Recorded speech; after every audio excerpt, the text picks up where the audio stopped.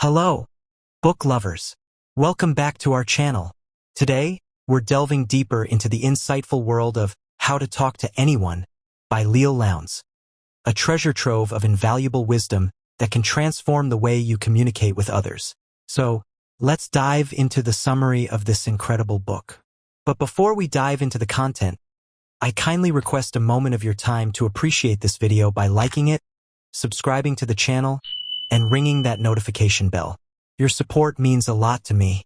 Thank you so much. How to Talk to Anyone is divided into distinct sections that cover everything from mastering the art of small talk to decoding nonverbal cues and cultivating a charismatic persona. Lowndes offers readers a comprehensive toolkit filled with actionable tips and techniques that can be implemented in everyday conversations. Leil Lowndes, a renowned communication expert and best-selling author, draws upon her years of experience in interpersonal communication to deliver practical strategies for navigating social interactions with finesse. Her expertise shines through in every chapter of the book, making it a goldmine of knowledge for those seeking to hone their conversational skills. How to Talk to Anyone is an indispensable guide to improving your conversations and becoming more graceful and effective in your social interactions, no matter the situation. Leil Lowndes offers readers a treasure trove of techniques and tips that will help any socially awkward individual gain more confidence in workplace environments, meetings, their private lives, and at parties. How to Talk to Anyone is a valuable resource for anyone looking to enhance their communication skills. Here's why this book is a must-read. It offers a wide range of easy-to-apply tips and techniques for various social situations. The book helps readers build confidence and charisma in their personal and professional lives. Its engaging examples and anecdotes make the learning process enjoyable and relatable. Here is a sentence showcasing the greatness of a quote of this book. "No man would listen to you talk if he didn't know it was his turn next." Leil Lowndes. One of the greatest things about knowing yourself well is that you can tell other people how you function. Give them an instruction manual, so to speak. One of the worst things about doing so is that they then tend to box you in. Whenever I tell people I'm an introvert, they somehow expect me to never leave the house. That's nonsense, of course. Human behavior lies on a spectrum, always. And besides each situation being different, you can also train yourself to change. Like Leil Lowndes, who turned from a shy school teacher into a flight attendant, actress, cruise director, and later even coach, talk show host and speaker. How to Talk to Anyone is one of her many books on communication, highlighting 92 of her best tips for being successful in human relationships. It's a very practical how-to guide, so let's see some of the specific advice she has to offer. A seamless introduction will almost always lead to a fluent chat. Emulating people and empathizing with them makes it easy for them to become your friend. Praise is useful, but keep your most specific compliments to family and close friends. Ready for a rapid-fire session of quick communication hacks? Let's get to it. Lesson 1. Smooth introductions tend to turn into good conversations. The part we sweat the most when meeting new people is always the first 10 seconds. Often, that's the only part we're sweating. If you've ever talked to a stranger, you know this is true. Once you've gotten over that initial hurdle, things usually go just fine. That's why Leil suggests simply skipping that first, potentially awkward part. How? By getting an introduction. If you're at an event, ask the host to introduce you. You'll both know them, which makes for an instant connection. Another option is to ask the host for a few details about the person, which you can use to strike up a conversation. Or just linger close by and observe their other conversations until you can drop in. Introverts could also bring a flashy conversation starter, like a dashing outfit or a gimmick, as well as smile, nod, and wave.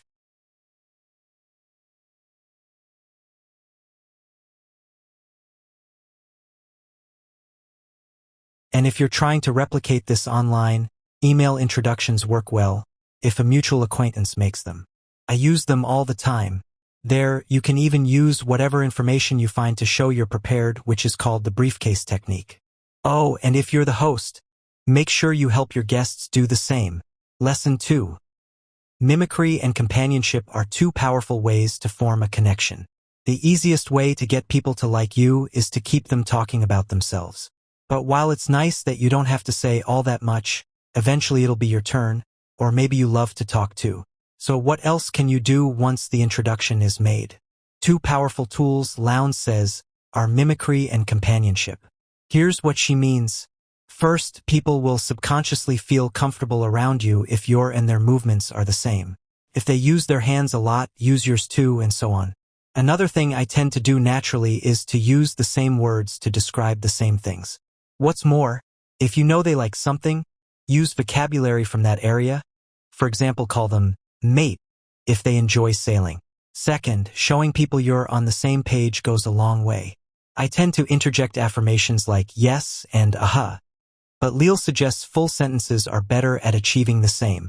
If you can refer to you and your conversation partner as we and us, that's also a win. Saying, how do you like our new cinema, puts you on the same team and in-group, if you will. This will also lead to in-jokes quickly, which are one of the best ways to strengthen bonds over time. Nothing like a running gag to keep spirits high. Ain't that right? Lesson 3.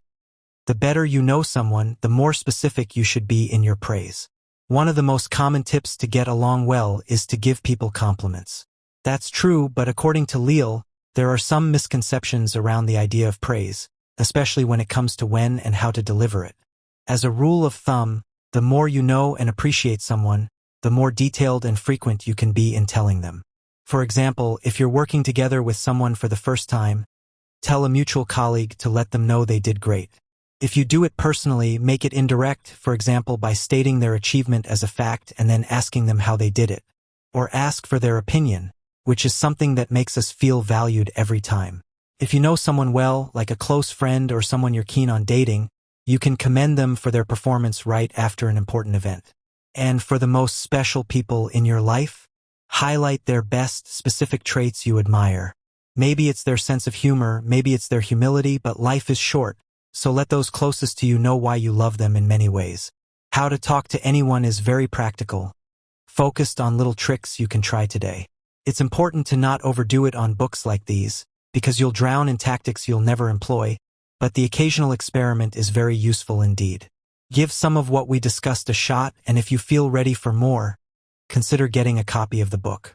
Those are the individuals who truly deserve to immerse themselves in this extraordinary book. The 16-year-old high schooler, who's a few nights away from prom, the 32-year-old real estate agent, whose income depends on her relationships, and anyone who butchers compliments all the time. Business people who want fantastic working relationships. Readers looking for better ways to communicate with their partners. Awkward folk who'd like to improve their social skills. One of the standout features of the book is its emphasis on body language and the impact it has on communication. Leil Lowndes unpacks the subtle cues and signals that we send unconsciously and provides readers with practical advice on how to leverage body language to convey confidence, empathy, and authenticity. Whether you're gearing up for a job interview, a first date, or a networking event, How to Talk to Anyone equips you with the tools you need to make a memorable impression and forge meaningful connections.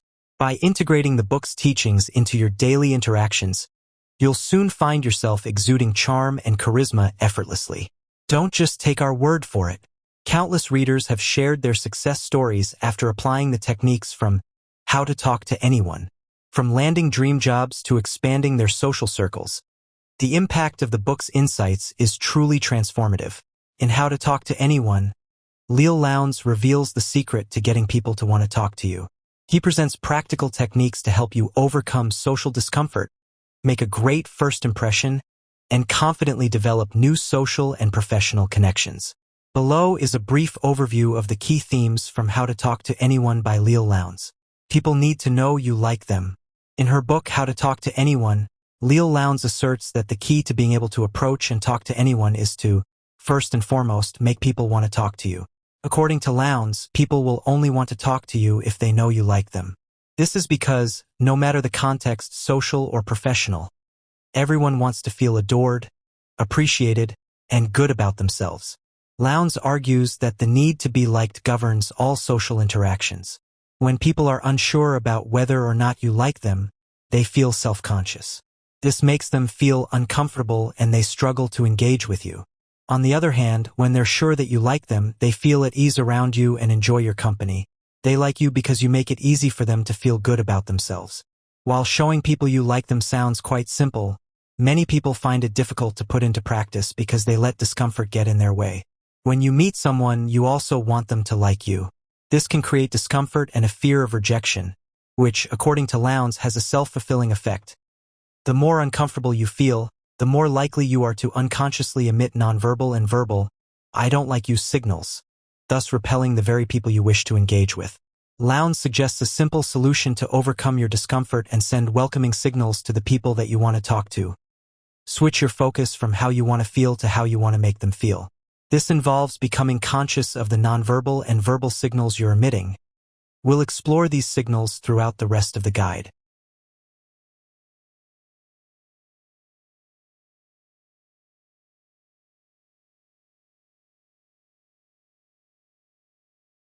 Part 1. Nonverbal signals. Make a positive first impression. To become good at talking to anyone, you must pay attention to your body language and the nonverbal signals you're emitting. Since Lowndes' focus is on helping you talk to anyone, you might wonder why nonverbal signals are so important. According to Lowndes, these silent signals contribute to more than 80% of people's first impressions of you and influence the way they react to you. Your body language communicates everything about you. Lowndes argues that you form an instinctive impression of everyone you come across within the first few seconds of seeing them. Before someone gets a chance to utter her first words, you've already made assumptions about her personality, her feelings, her confidence levels, and her social or professional status. Most importantly, you've already decided whether she's the type of person that you want to spend time with. Likewise, people make assumptions about whether they want to talk to you as soon as they set their eyes on you. What forms the basis of these assumptions? According to Lowndes, it's your body language. This includes your posture, how comfortable you appear, the way you smile, and the way you make eye contact. Whether you're conscious of it or not, your body language constantly emits signals about the way you feel. How to appear approachable and likable. Lowndes argues that in Western society, people instinctively know how to distinguish between nonverbal, "I like you" signals and "get away from me" signals. As previously discussed, people gravitate toward those who appear to like them. Therefore, you can appear more approachable by becoming conscious of the signals your body language is sending and making sure they're saying, "I like you." Lowndes decodes this silent language and explains how to create a positive impression throughout the following 5 techniques. Technique number 1. Stand tall. According to Lowndes, people interpret poor posture as an unwelcoming signal. Trying to minimize your physical presence by slumping implies that you're insecure or ashamed and don't want to be approached. People interpret good posture as a welcoming signal because it implies that you're proud and confident and have nothing to hide. This tricks them into assuming that you're an accomplished person who deserves their attention. Technique number 2. Relax and remove physical barriers. Lowndes claims that people interpret fidgeting and guarded movements as insincerity because they make you look suspicious and defensive. Fidgety movements, such as shuffling your feet or touching your face, come across as signs of discomfort, tension, or distraction. Guarded movements, such as folding your arms or clutching something in front of your body, also convey discomfort. Additionally, they give the impression that you're placing barriers between yourself and other people. On the other hand, Lowndes argues, people interpret a relaxed and open stance as a sign of an honest and welcoming personality because it signals that you're calm, unafraid of appearing vulnerable, because you have nothing to hide, and approachable. To come across as calm, self-assured, and trustworthy, practice keeping your arms loosely by your sides with your palms and wrists faced upwards. If you're approached by people you want to talk to, turn your body totally towards them to show them they've got your full attention. This implies that you're happy to be in their company and puts them at ease. Technique number 3. Delay your smiles and maintain eye contact. According to Lowndes, people don't respond warmly to quick, instinctive smiles because they interpret them as impersonal. They assume that you're flashing that smile at anyone you come across. This impels them to respond in kind, by acting detached or distant. Another behavior that puts people off, Lowndes argues, is a lack of eye contact. Others interpret it as a sign that you're either distracted or uncomfortable, and this makes it difficult for them to form an emotional connection with you. To get a warm response, Lowndes suggests that you avoid your instinct to flash a quick smile at anyone you meet. Instead, look the recipient in the eyes, pause briefly, and then let out a big warm smile while maintaining eye contact. The delay will convince recipients that you're smiling just for them, and they'll instantly feel like you're happy to meet them. As you continue your conversation, attempt to maintain a comfortable amount of eye contact to convince them that you're interested in what they have to say. Technique number 4. Pretend you're already close friends. Lowndes suggests a way to automatically trick your body into sending positive signals. Pretend that you're already close friends with the people you want to talk to. She argues that you only feel and broadcast discomfort when you're feeling unsure about how others will respond to you. However, when you imagine that you're already close friends, you remove this uncertainty and automatically feel more relaxed and comfortable around others. According to Lowndes, pretending to like others feels so good that it eventually turns into genuine affection. While you're initially only pretending to like them, you're sending signals that put them at ease, encouraging them to like you and respond warmly to you. This makes you want to like them, resulting in a genuinely comfortable and enjoyable interaction. Technique number 5. Hold their gaze to encourage attraction. If you're attracted to someone, instead of playing coy, hold their gaze for as long as possible. Lowndes argues that strong eye contact is more likely to invite a positive response because it makes the recipient feel like she's captivated you. Your obvious interest in her triggers a nervous, biological response that's similar to what happens when people fall in love. It increases her heartbeat and pumps adrenaline into her bloodstream. Because she's not conscious of why she's experiencing this nervous physical reaction, she interprets it as a sign of mutual attraction and intimacy, and more comfortable at talking to one another.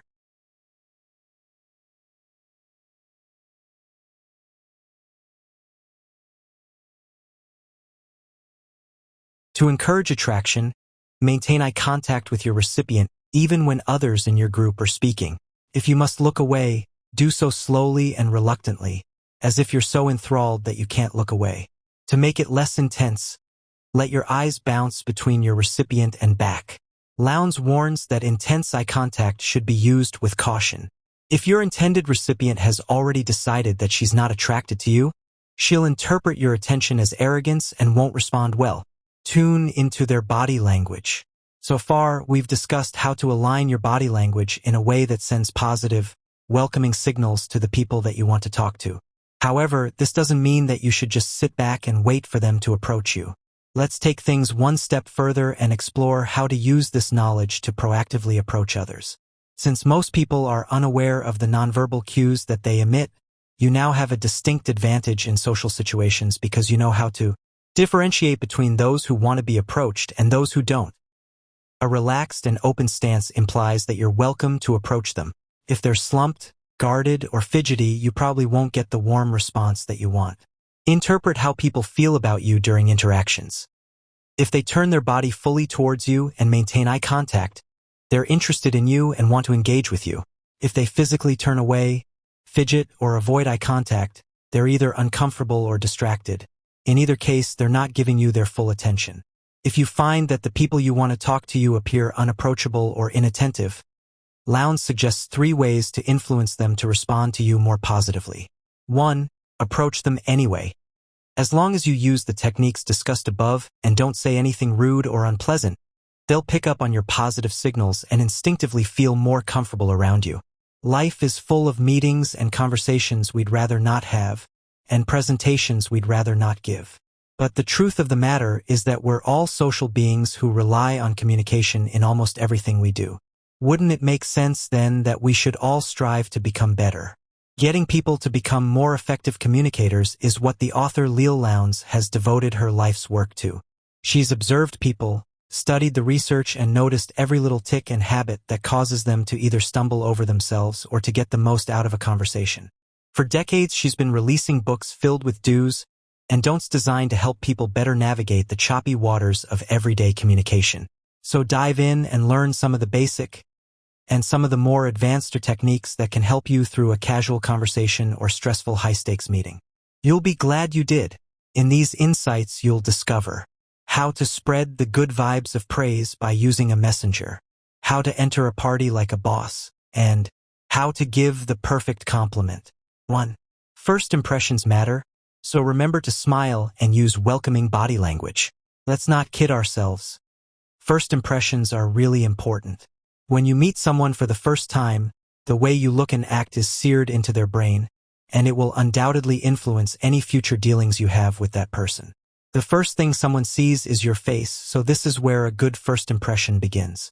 Did your mom ever tell you to always make sure you smile when you meet new people?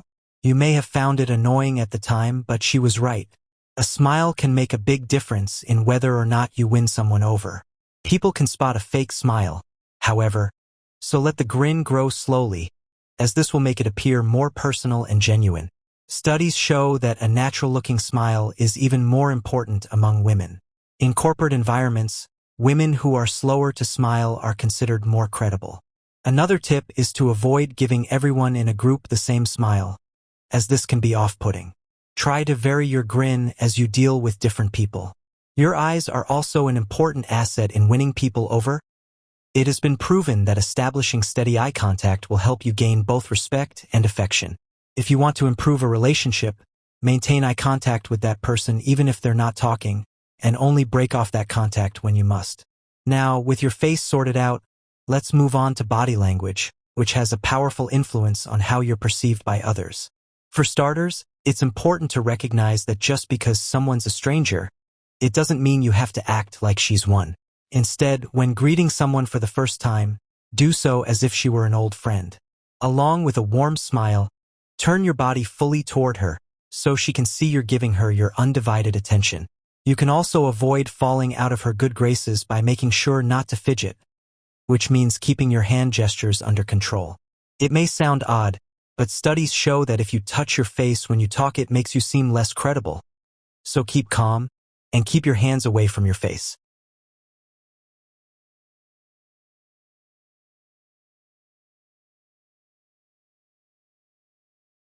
2. Smooth introductions and familiar gestures lead to good conversations.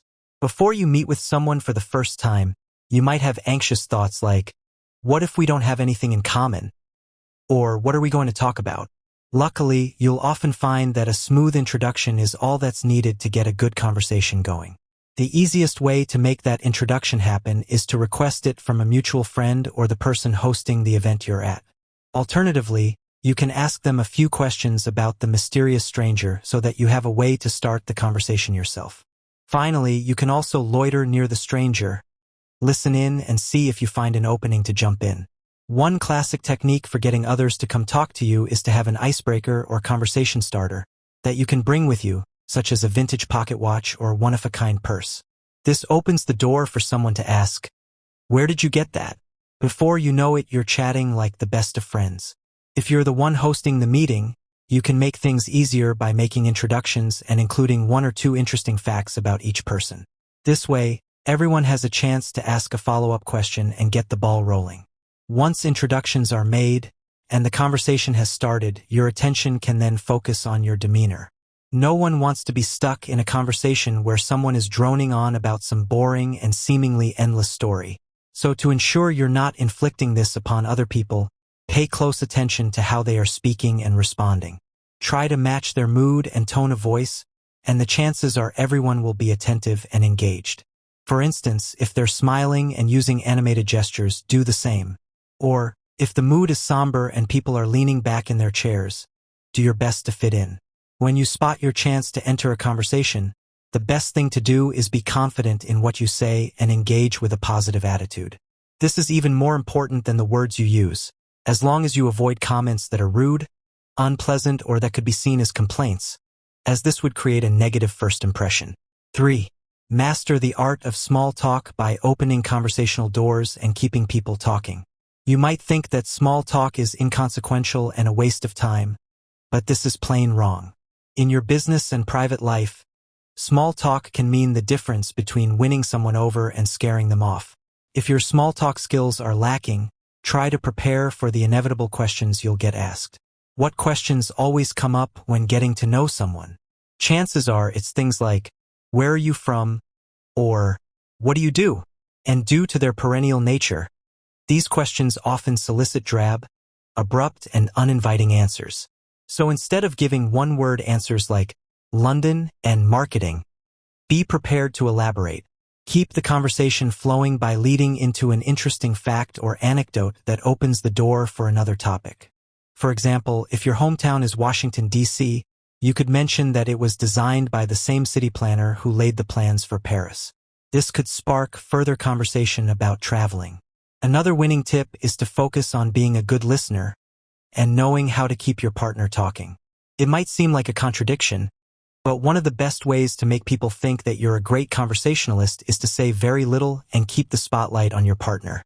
This way, they'll be too busy talking and being flattered by your interest to notice that you aren't saying much. A common way to keep a person talking is to use their pauses as an opportunity to take the last thing they said and repeat it in such a way that it puts the ball back in their court. By keeping a person talking, you can lead them to all manner of interesting revelations. An easy way to win some conversational kudos is to know who in the group has a great story and then to give that person a proper introduction. This not only provides the group with entertainment, but the person with the story will most likely appreciate the way you gave them the opportunity to shine.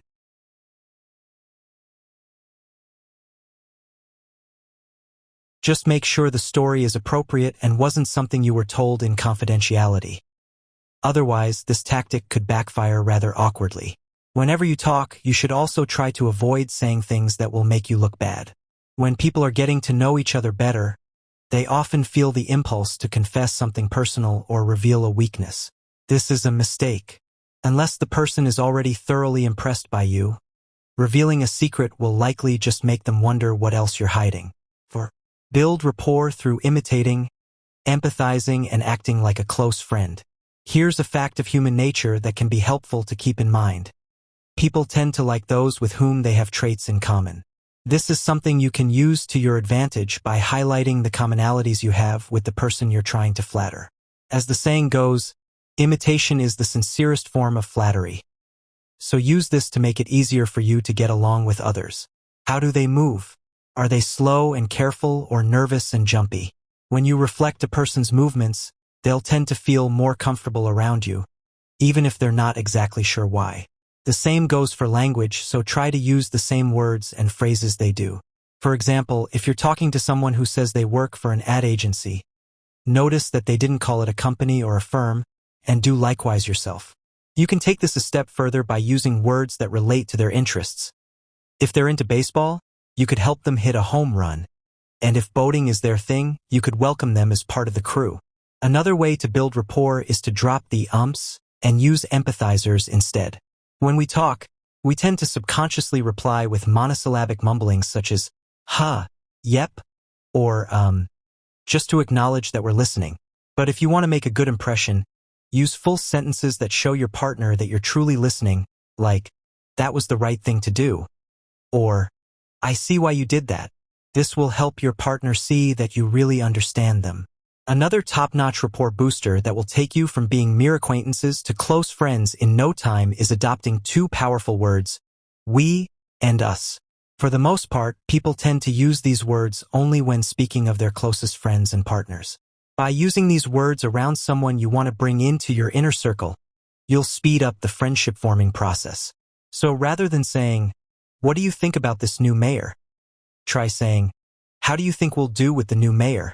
Finally, learn to cultivate in-jokes. They are a cornerstone of any close relationship. If you want to quickly form a bond, remember when funny remarks and shared laughs occur, and cleverly bring them up again later on. Suddenly, you'll have a memorable, shared history between the two of you. 5. Be delicate, sparing, and immediate with your praise. Praise is a good thing, right? It is in theory, but in practice, it can backfire if the recipient thinks you're being insincere. Therefore, it's wise to give praise indirectly. One way of doing this is to pass along any nice words via a mutual acquaintance. By having a third party deliver the good news, both the recipient and the messenger will come away feeling great. Likewise, if you're ever approached by someone to pass along a good word, be sure to follow through on it. You'll find that being the bearer of good tidings has its own rewards. If you're the one directly giving a compliment, however, avoid being too obvious about it. Instead, you could include it in a casual remark. For instance, you could ask someone, "How are you?" and then briefly glance at them before continuing, "You've obviously been well." Or you can subtly imply that you respect the other person by asking them for, say, a restaurant recommendation. This shows that you admire their good taste. If you feel the need to be more direct, remember that a little praise goes a long way. Generally speaking, everyone feels they do good work that goes largely unnoticed. By simply telling someone that they did a good job, you'll be making their day. Keep in mind that it's even better when the praise is immediate. Rather than waiting a week before delivering it, speak up right when the good deed happens. Immediate praise can be especially good when someone's just given a presentation, since public speaking is tough for most people. Even if you're stretching the truth, your colleague will appreciate it if you tell them that they did a good job right away. But for those nearest and dearest to you, you can be specific in your praise. If you want to deliver a dazzling compliment to that special someone in your life, just highlight one specific trait that you really admire. Maybe it's their stylish good looks, their amazing perseverance, or their impeccable charm. If you're sincere and genuine in your compliment, they'll be sure to appreciate it. 6. Always be considerate in your relationships, especially when it comes to giving and receiving favors. We've covered many of the basics for how to talk to anyone and win them over. Now let's look at some expert-level tricks to put you on top of your interpersonal game. One easy way to improve your relationships is to be more considerate. First, understand that people need to vent from time to time, especially after a rough day.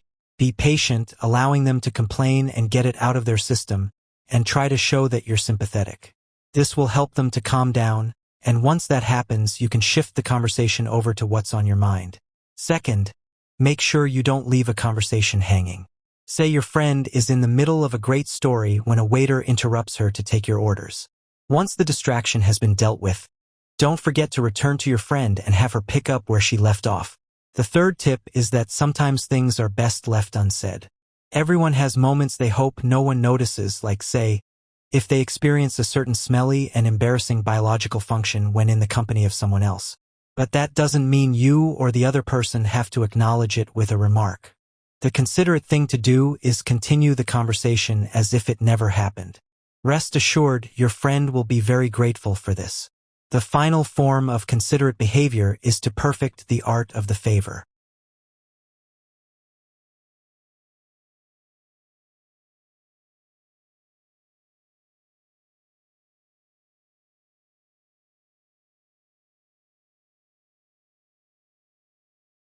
You probably know how great you feel when you do someone a favor, right? But if someone asks you to drop everything and do him a favor right now, that's a different story. He comes off as rude. So don't make this mistake yourself. Similarly, if you do someone a favor, don't immediately ask for something in return. Instead, let time pass so that they know you performed your favor out of friendship. Only later bring up what you want. Finally, know that we all keep score of the things we do for friends and colleagues. So make sure that you're sufficiently thankful and appreciative to those who continually have your back. 7. Sounding professional is crucial for career success. If you're an ambitious worker, you're likely to be on the lookout for ways to impress the boss and generate forward momentum in your career.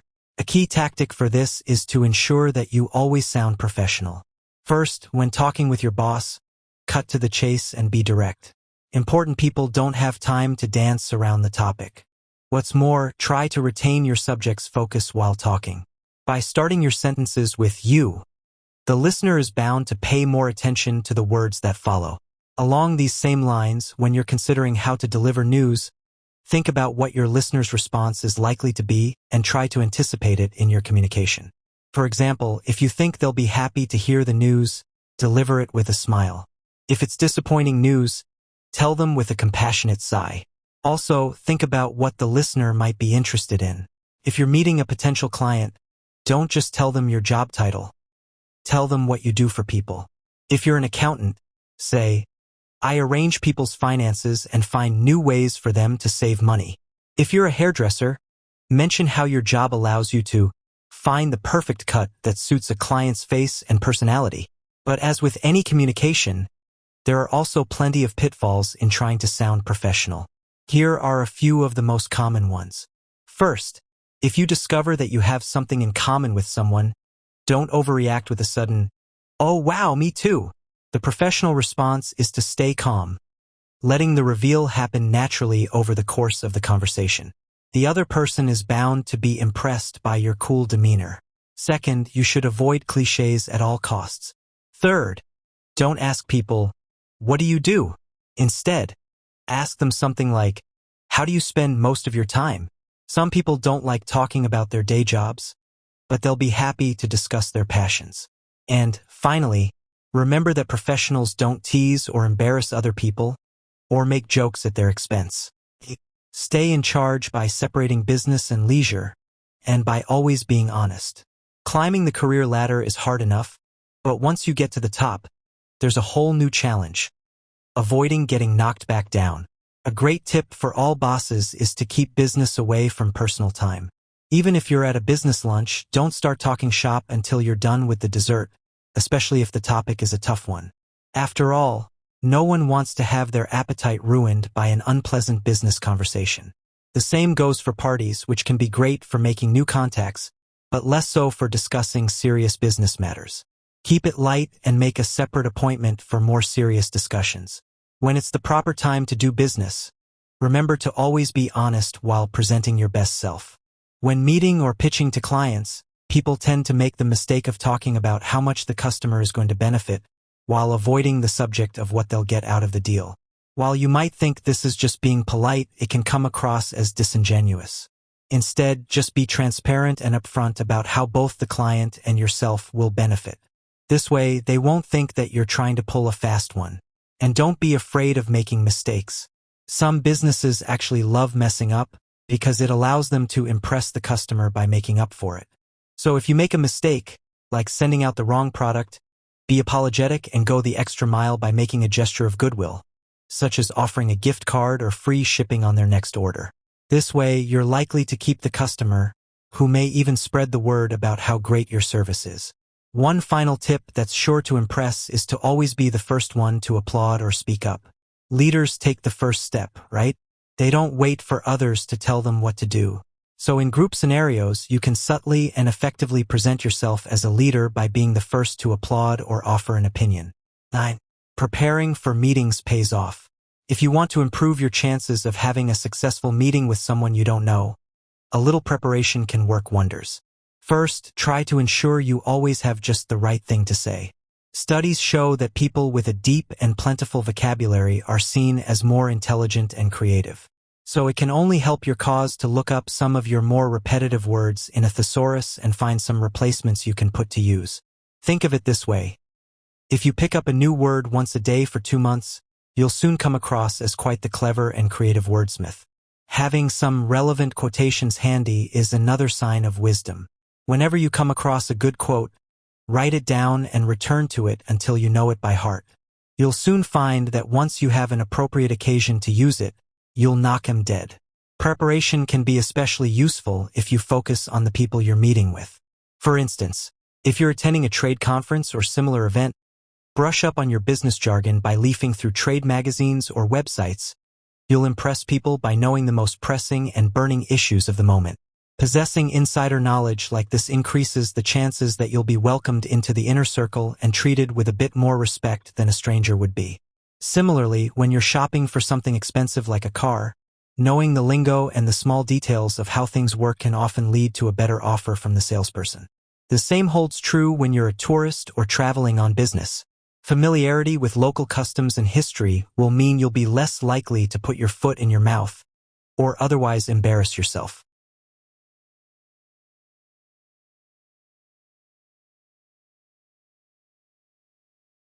One hapless businessman learned this the hard way. He was about to close a deal in Brazil when he made the OK hand gesture. Little did he know that in Brazil this means something else entirely and is very rude. While this information may not be in your common travel guide, it just goes to show how easily miscommunication can mess up a meeting or blow a deal. So do your part to ensure things go smoothly by taking the time to be as prepared as you can. 10. Effective phone skills can make up for a lack of visual cues. For many people, talking on the phone is not the ideal way to have a conversation. Some studies show that people lose 30% of their voice's energy when on the phone. But here are some techniques you can dial into so that your ears will be ringing with praise. When you answer the phone, do so in a crisp and professional manner. When the caller identifies himself, greet him like you would a long-lost friend. This way, they'll feel warm and welcome, and you'll already be off to a great start. Always remember that, on the phone, people can't read your facial expressions, your body language, or your hand gestures, so it's up to you to translate that visual information into verbal cues. This means that instead of nodding, make sure to say, "Aha, I'm so happy to hear that," or "Please continue," so that they know what's on your mind and that you're fully engaged in the conversation.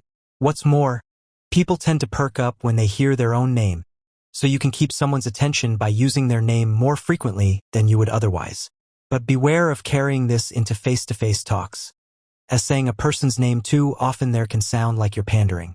When you want to conduct business over the phone, it doesn't hurt to always ask the other person if it's a good time to talk, and only carry on if it's clear that they have time. It's also not uncommon to have a hard time getting past someone's stubborn assistant. But here's a trick you can try. Instead of asking to talk to Miss Smith, just ask, "Is she in today?" This implies familiarity and suggests you're a close friend who deserves to be put at the top of the callback queue. If you're the one doing the screening, however, there's a method to making rejections a little easier for the caller. Have your staff tell them that they'll be put right through. After keeping the caller on hold for a moment, have your staff apologize and inform the caller that you're unavailable. This will make them less likely to take it personally. With these tips, you should be on your way to making the most out of every phone conversation. 11. Get the most out of every party by making a strong entrance and taking the initiative. Many people attend parties just to have a good time. While there's nothing wrong with that, you can also go in a bit more ambitiously. Here are some tips for how you can meet and impress all the movers and shakers in attendance. Once again, that first impression is all important. You've probably heard about pop stars having great stage presence, right? You can have the same magnetism and get everyone looking your way by making some preparations and knowing how to enter a room. The technique for a dramatic entrance is simple. Before entering, pause at the doorway and give the room a scan.